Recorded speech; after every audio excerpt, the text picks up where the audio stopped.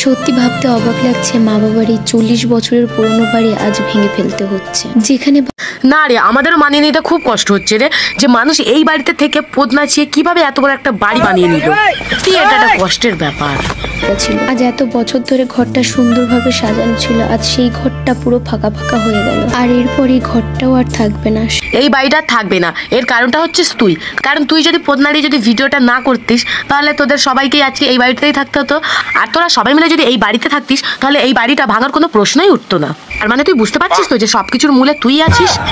এই যে তুমি 35টা বছরে একটা ঘরেই তুমি কাটিয়ে দিলে, তোমার এখন কেমন লাগছে? এই ঘরটা তো এখন ভাঙা পড়বে। এই কথাটা তো নর্মাল ভাবেও বলা যেতে পারতো, মানে এরকম ভাবে হাত দিয়ে বলার কি ছিল? নর্মাল ভাবে এই কথাটা বললে তোর শাশুড়িও বুঝতো আর আমরাও বুঝতাম। সে নাই তোরা জাতমার, কারণ ওটাই তোদের স্বভাব ধর্ম। কিন্তু আমি একটা কথাই ভাবছি যে এই অনুকে আজকাল একটু বেশি সবার সাথে ঘেঁষাঘেঁষি করতে দেখা যাচ্ছে না? এই অনু কি আবার অন্য কারোর সাথে জাত মারামারির চেষ্টা করছে নাকি?